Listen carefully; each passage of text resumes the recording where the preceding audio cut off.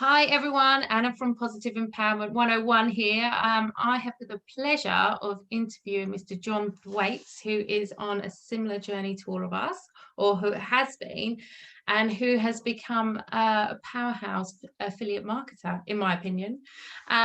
So I'm just going to sit here and we're just going to have a lovely little chat together. John's become a friend of mine.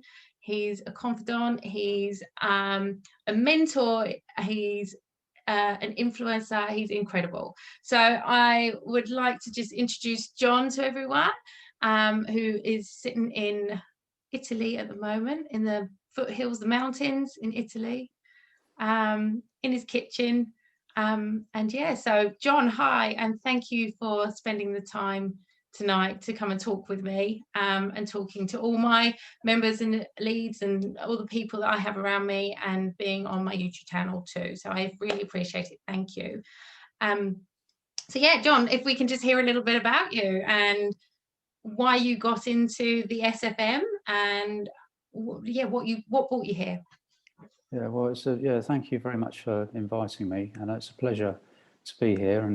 And yeah, that was, I'm blushing from that introduction. Thank you very much. Yeah, why I'm here, I suppose it was during lockdown last year, after March. Lockdown was quite severe in Italy, and everybody had a lot of time on their hands, didn't they? I live on my own. So you go through the ironing all the shirts phase and the decluttering and the spring cleaning and such, get everything in order, and all the gardener never looks so good. All the weeding and the roses have been pruned. But there came a point where, because I couldn't work, I was unable to buy materials and do my woodwork and make my furniture. And there came a point where, I think after all that frenzy of cleaning and ironing and whatnot, there came this kind of monk moment where I went a bit zen. I think I was really loving it. I was loving the fact that I didn't have to work. And then it dawned on me that, I wasn't enjoying my work. And this was why I was loving it. So there was the sort of time and space for this unease or dissatisfaction to bubble up to the surface and make itself felt. And I thought, I don't want to go back after this lockdown doing the same thing I was doing when it all kicked off. I've got to reinvent myself. And you can see behind me, up on that shelf, there's a few cutting boards. And at the end of furniture making projects, there was always scrap. There were always offcuts. And there's cherry and walnut and oak and chestnut and elm and all sorts of lovely hardwoods up there. And they're too good to throw on the fire. So I made these small projects, cutting boards and serving boards and whatnot.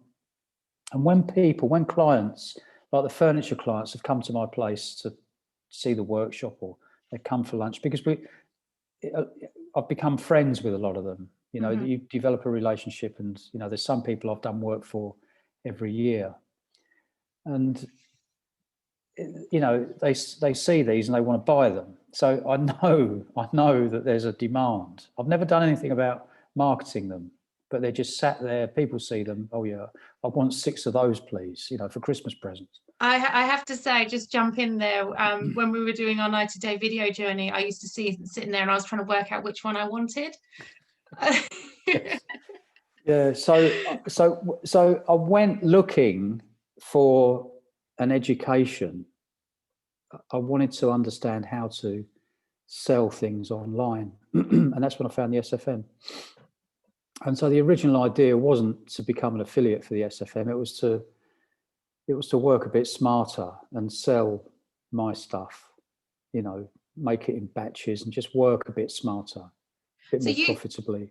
So you searched out the SFM, because I fell into it essentially, and I know a lot of people do, but you actually searched it out. And yeah, I say searched it out. I was aware that I needed to do something, and an advert presented itself at the right time, and I clicked on it. And as the landscape opened up, as Stuart started talking to me on the videos, and I met Patrick Chatelain, my referral partner, before before I joined, because he was, he offered the opportunity to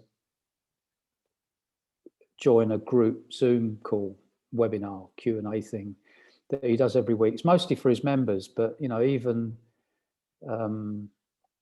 even people that are subscribing to his list or have clicked on his advert, which means they are in his list, are invited. So I thought, well, I'll join that and I'll just find out what this is all about, because I was very dubious, skeptical, and is it a scam and is it for me, So yeah, that was the original idea, and I signed up. And it's a no-brainer, really, isn't it? $99 money back guarantee. There's no, once you realise it isn't a scam, you can at least dip your toe and try it out without any risk, which was what I did. That was the view I took. And very quickly I became aware that there was a much bigger opportunity, and it would mean me not having to go to work and breathe sawdust and continually. It's quite heavy work. You're on your feet all day and you're shifting big slabs of timber and so forth. And I'm all for keeping fit, but there does come a point where I want to slow down a bit, and not only slow down, but just have a little bit more kind of freedom from the workshop as well, So yeah, I latched onto the affiliate path, and that's what I've been doing since, learning since last June, and actually advertising in the real world since the very end of last November. Being a middle-aged man, obviously, you're very kind. going into it and thinking about, because it is digital marketing, it's the internet, it's it's a whole, even for my generation too, we didn't go through education. We had information systems, which was basically learning how to type and navigate a Word document and Excel, and that was about it. So being a little bit older and not knowing about the digital world, not being, you might correct me and say I was an IT expert, but I know for me it was a big fear for me. I was like, whoa, I don't want to get into computers. I don't want to be sitting in front of a screen all the time and stuff. How have you found that? Yeah, well, I had resisted a smartphone until not very long before. Social media, no, thank you very much. Yeah. And as far as the computer, I've had a computer, because you need one for email and surfing the internet. I used it mostly probably for spending money rather than earning it on Amazon and eBay. And I think I enjoyed I think I always enjoyed YouTube. I like to be a little bit more discerning and selective about my viewing, and there's a lot of educational, motivational, and inspirational material on there that I, quite enjoy. So yeah, the tech wasn't easy, not at all. But I think it's an attitude, isn't it? I was determined to make this work, and it was just something that I had to get through.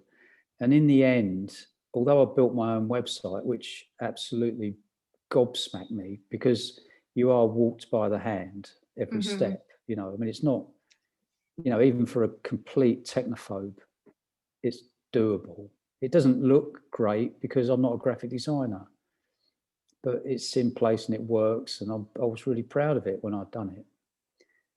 But it did get to the point towards the end of that sort of tech phase where I did actually pay someone, I paid Kirill to do it for me, some of the tag manager stuff and whatnot. So you don't even have to do it. If you don't want to, you don't have to. You can engage people. There's Fiverr and Upwork, and you can outsource the stuff you don't want to do, because I feel that my talents lie elsewhere, and it's more in the nurturing of the relationships and the scripting and the getting the message across on video, and the human relationships is more where I want to be spending my time, in those relationships, affecting people's lives for the better. So yeah, the tech, it's doable. You can do it yourself. You can engage somebody else to do it. But, what I want to say, what I'm trying to say is that it's hackneyed, it's a cliche, but I mean, you only fail if you give up. Yeah, as my favorite saying is, winners never quit and quitters never win. Yeah. So you get so yeah, all right, it's not the easiest thing in the world, No. but it's also, but you don't have to write code or anything like that. If you can move your fingers about on the trackpad and click, it really isn't that difficult, really, in the scheme of things. I think most of it is in our heads. Once you've familiarised yourself with it. I mean, when I first saw the Google Ads dashboard, whoa, what's going on here?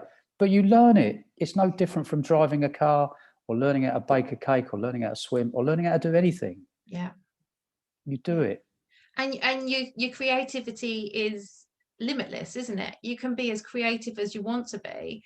You can spend hours and hours on it, or days, months, years on it, or you can just, I popped my website out there. It's not brilliant, still not brilliant, but it's a work in progress, isn't it? And I think that's the beauty of it. You're saying you outsource things to people. What kind of things are you outsourcing? Well, it was only that. It was just early. I mean, since then, I've not outsourced anything.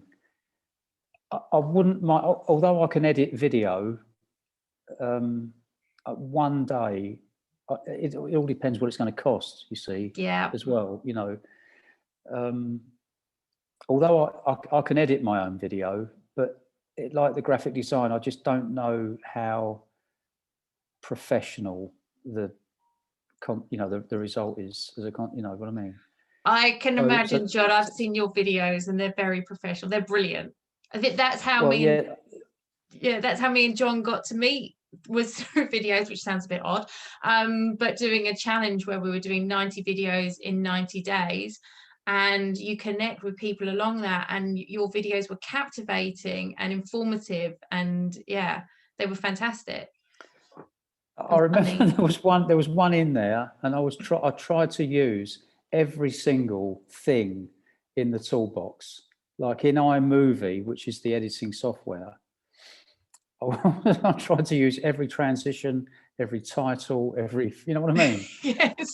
So I mean, I can do it, but that's something. I mean, I would love to produce a beautiful advert, but having said that, a lot of the winning ads aren't that.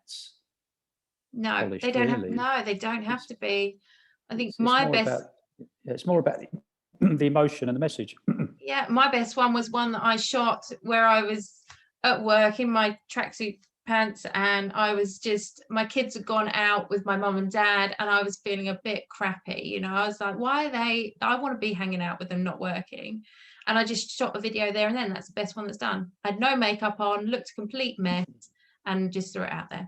But it was a time limited one because it was over the Easter period, so it just had a short shelf life.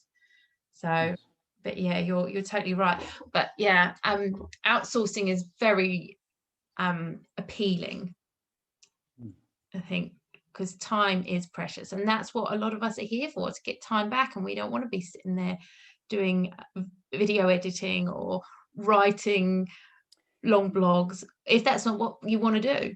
Yeah, it has to be about I want to say enjoying yourself, for want of a better phrase, but it has to be about pleasing yourself as well.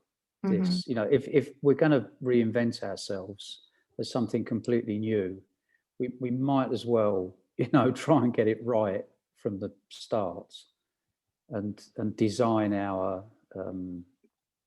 days and our future self, perhaps. Let's put it like that.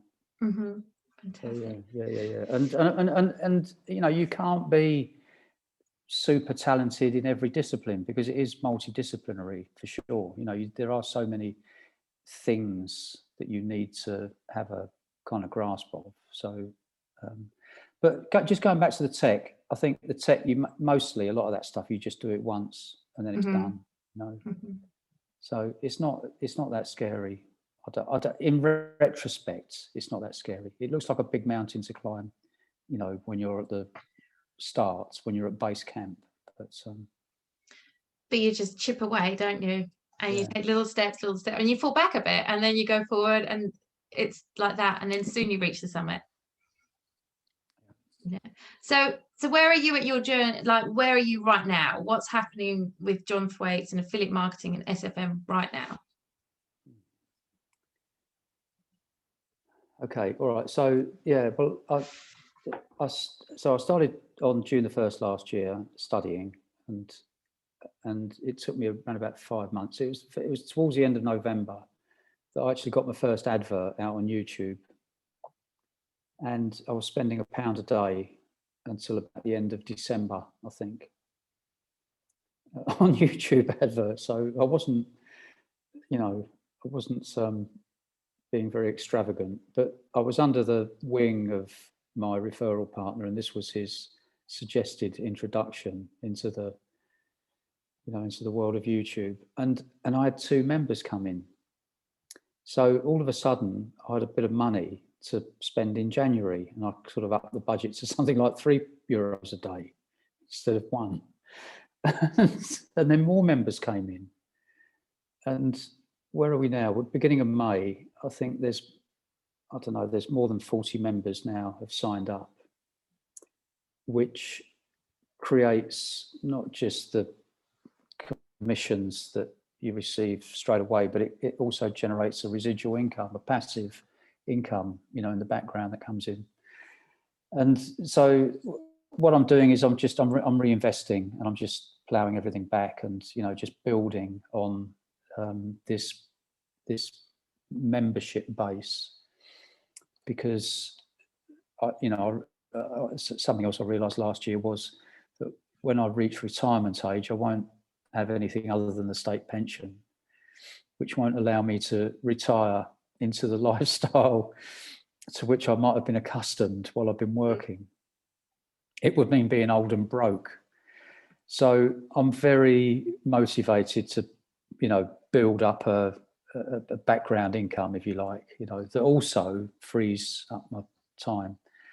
So yeah, that's where I'm at with SFM. I'm still learning. I think there's still quite a long way to go, really. It's but you don't need to be an expert before you can start making it work.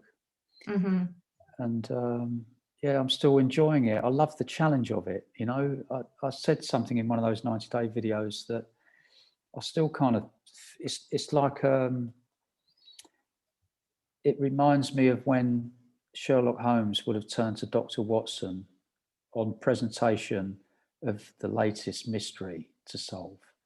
And he used to say something like, "The game's afoot, my dear Watson."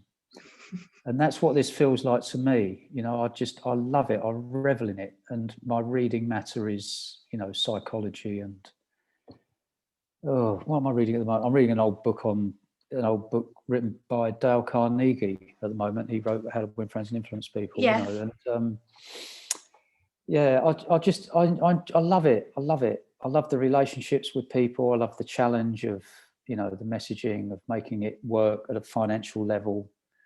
Yeah, and then there's the community, which perhaps is the biggest bonus of all.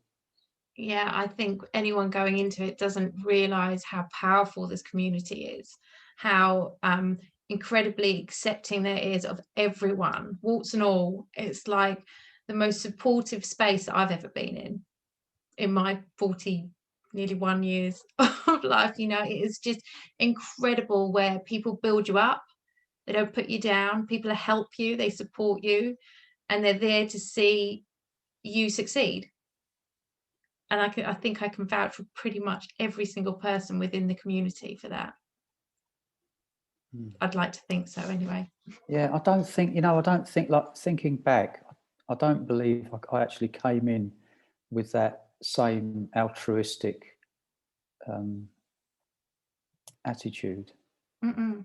But, I've become one of those people as well that is very happy to serve.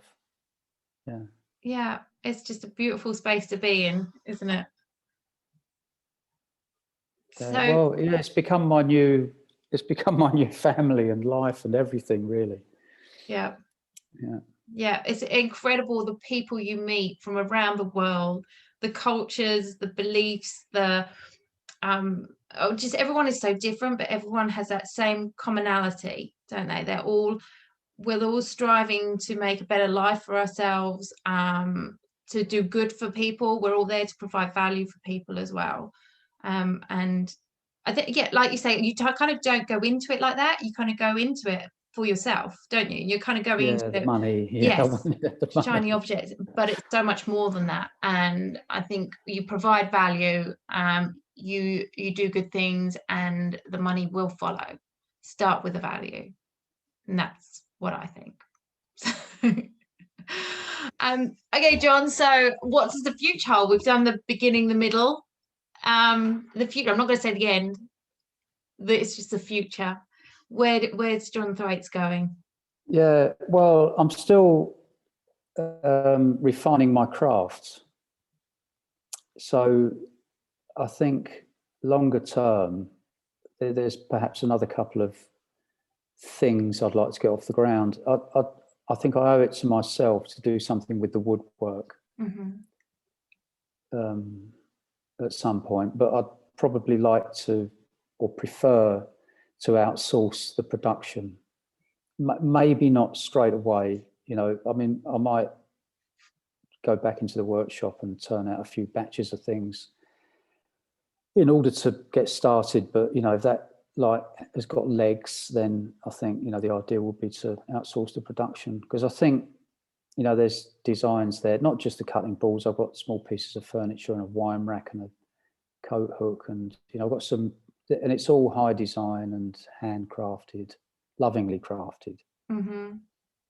And yeah, I think there's some mileage in that, and I think it'd be really cool, to get my designs and ideas out there in the real world, in people's kitchens.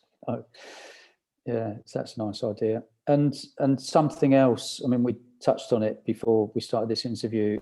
I think I perhaps might like to become a stand for older people that are in need of reinventing themselves, because it can be done. Because I've done it, because I was 62 when I started, and I had no tech skills at all. It's an attitude. It's more an attitude than it is, tech skills. And I've read somewhere very recently that I think it's the over 45s or the over 50s are the most successful demographic when moving into entrepreneurship. And it's because of their life experience and their people skills and, all that stuff they've already got under their belt. So many of the youngsters, fall by the wayside, whereas the oldies are the ones that are the winners. Yeah. So I think I might like to help people with, maybe turning around their, helping give them the belief in their self that they need to make these shifts. I mean, I've moved to a foreign country as well and integrated and, made a success of that. A success, I mean, that's subjective, I suppose. But yeah, so there's one or two, so I might like to get into the, for want of a better word, coaching. Yeah. Consulting, counselling, I don't know what you call it, but, just helping other people redesign their days and their futures. Incredible, because there's so many people that, they, even people like my age, they're looking into the future and thinking, oh my gosh, I haven't got much of a pension. How am I going to survive in 30, 20, 10 years time, being on this income? Like, what am I going to do? I'm going to be working, doing a lot of it's labor work. Like my partner's, he's a farmer. I don't know how his body's going to cope in 20 years time. So to have that option to be able to do something else and do something that you're really passionate about is just, it's like a big door opening for a lot of people. And you can teach an old dog new tricks, can't you? Yeah, I reckon. Yeah. Yeah, good ones at that. My last question, it's a very hard-hitting question. Okay, so you've got to get your thinking cap on. If you had a dinner party in your beautiful, lovely house, and and you could invite 5 people, dead or alive, who would they be and why? Oh, aye, aye, aye. Oh, gee. I mean, that's tough. On the spot, that's tough. I'm a huge fan of Marcus Aurelius. I mean, he's been dead for 2,000 years. He was the philosopher, king, emperor of the Holy Roman Empire. And he was played by Richard Harris in the very beginning of the film Gladiator with Russell Crowe. Oh, yeah. When they were on campaign in Northern Europe fighting the Goths or wherever they were,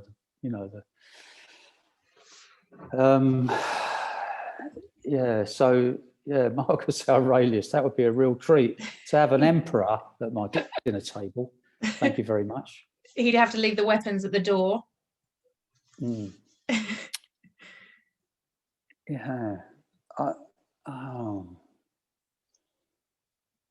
You got to go wake up 5 people. I mean, I've had a few kind of heroes from my youth, people like, Brian Ferry and Steve McQueen. I don't know who else, but I suppose we need to have one of those there, don't we? I mean, Steve McQueen was a bit of a rebel. Brian Ferry was he was smooth, wasn't he? And he brings the music. Yeah, or Sean Connery just checked out recently, but I mean, he was, when he was in his prime, we all loved him as Bond, didn't we? Yeah. I think there'd have to be a hero there, one of those heroes. I'm not sure which one. Steve McQueen, because he was a motorbiker as well and a rebel. Yeah. And I loved his films. And what about the girls? I mean, I can't help thinking of sort of gorgeous women like Monica Bellucci, but is that out of order? Is that shallow? No, not at all. She's probably a very intellectual lady. Yeah, no, absolutely not. Okay, and that leaves 3. Well, that leaves 2. You've got your Roman Emperor. 2. Sorry, yeah, 2. Yeah. 2. 2. Steve McQueen. Oh goodness, this is quite a bunch of people, isn't it, around the table? Yeah, you've got to... somebody else from history. Oh, gee. It's a hard question, I told you. Yeah, it is. I'll need another woman first before we get to the last one. Who would that be?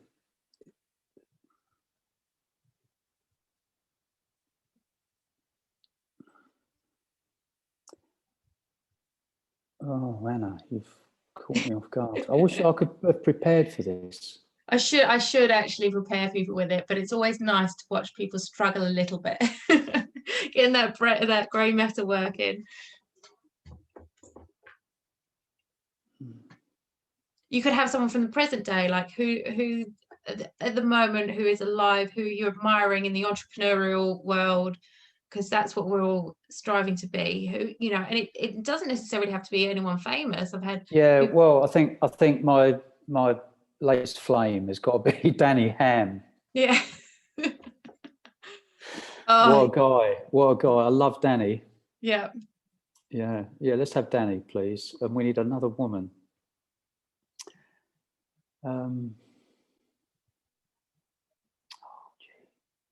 My mind is blank, honestly. It's all right. You'll come back to me later and go, I should have said this and that. Yeah, what I'm looking for is somebody with, is like not a stunning looking woman necessarily, someone with, someone that, I mean, there was, I think her name was Rose, and she wouldn't go to the back of the bus in America in the 1960s, when all that was going on. Was her name Rose or Rosa Parks? It was Rosa Parks? I can't remember. Rosa Parks, I think it was. Yeah. I want someone like that. I want someone who, made a stand. Yeah, who's changed the course of time and changed history, and well, that would be an amazing dinner party. You and Danny are going to have a great time. Well, John, thank you so much. It's been so lovely talking to you. A bit of fun at the end there. Appreciate your time. I know your time, it is precious. That's why we're all here. That's what we're doing. We're here to give some time freedom to be doing the things that we love. So thank you so much. And yeah, it's been thoroughly enjoyable. Yeah, and I think what's more precious is are the relationships that we enjoy together. So yeah, it was no trouble at all. Thank you very much for having me. Thank you. Right, that will wrap that one up. Thank you everyone for watching, and yeah, I hope to bring you another amazing SFM mentor, entrepreneur, powerhouse person to you again soon. Thank you for watching. Bye bye. Very good.